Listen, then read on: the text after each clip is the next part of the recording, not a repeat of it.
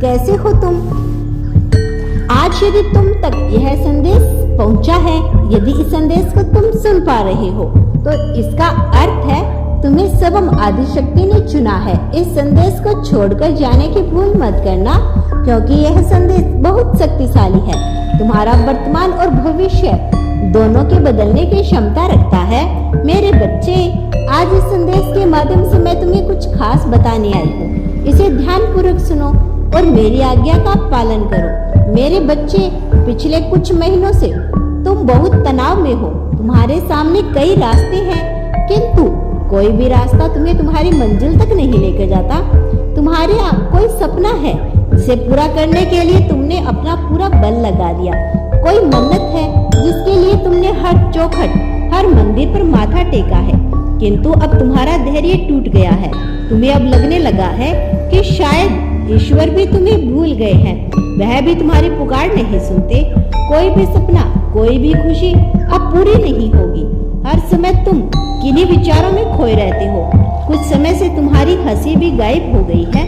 मेरे बच्चे, पूरी दुनिया तुम्हें भूल जाए, किंतु मैं तुम्हारी माता हूँ। मैं हर समय तुम्हारे पास हूँ।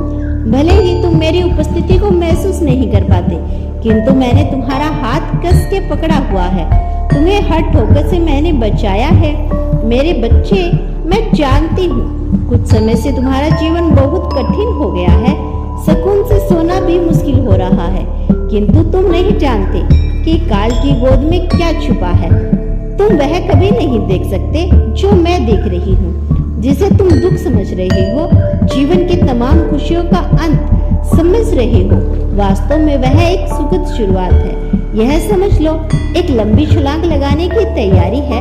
माँ का हाथ थामा है तो थोड़ा विश्वास रखो। भयभीत मत हो। जो कुछ तुमसे छीन गया उसे मैं 100 गुना करके तुम्हें दूंगी। अभी तुम्हारा पात्र खाली किया गया है, ताकि उसे 100 गुना करके मैं तुम्हें दे सकूं। अभी तुम्हारा पात्र खाली किया गया है, ताकि उसे मैं अपने प्रेम और आशीर्वाद और उपहार से भर सकूं। तुम व्यर्थ चिंता मत करो। इस समय तुम जिस परिस्थिति में हो उसे समझने की कोशिश करो, उसे जीने का प्रयास करो। किसी भी निर्णय पर पहुंचने की शीघ्रता मत करो। लंबी दूरी तय करने में समय लगता है। अपने मन में यह विचार भी मत लाना कि तुम्हारी माता तुम्हारे साथ कोई न्याय कर सकती है। तुम्हारे जीवन में वह पल कभी नहीं आएगा जब तुम्हें किसी के समक्ष अपना सर झुकाना पड़े। मेरे बच्चे, अपने आप को बहुत बड़ा, बहुत महान मत समझो। भोले मासूम और बच्चे बनकर रहो। अपने हृदय को पीड़ा मत दो। बहुत दिनों से देख रही हूँ तुम्हारी चंचलता, तुम्हारे चेहरे की चमक कहीं खो गई है। तुमने पहले ही यह निश्चय कर लिया है कि तुम्हें अपनी खुशियों का त्याग करना होगा। इस भ्रम से बाहर निकलो।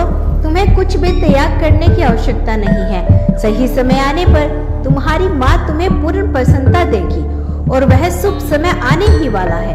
कल से गुप्त नवरात्रि प्रारंभ हो रही है और यह जुलाई 4 तक रहेंगे। इस नवरात्रा तुम चाहो वह प्राप्त कर सकते हो। कोई भी शक्ति प्राप्त कर सकते हो। अपने मंत्रों को सिद्ध कर सकते हो। अगले 9 दिनों के भीतर तुम्हारे जीवन में कुछ अद्भुत घटित होने वाला है। तुम किसी ऐसी दिव्य आत्मा से जुड़ने वाले हो जो तुम्हारे सभी रुके हुए कार्य को पूरा करने में तुम्हारी मदद करेगी। तुम्हारे भीतर की कोई ऐसी शक्ति जागृत होगी जो तुम्हारे सभी अवगुणों का नाश करेगी। 26 जून से 4 जुलाई तक शाम की किसी भी वक्त 108 बार ओम दुर्गाय नमः का मंत्र का जाप। किंतु ध्यान रहे, तुम्हारी यह पूजा साधना गुप्त रूप से होनी चाहिए।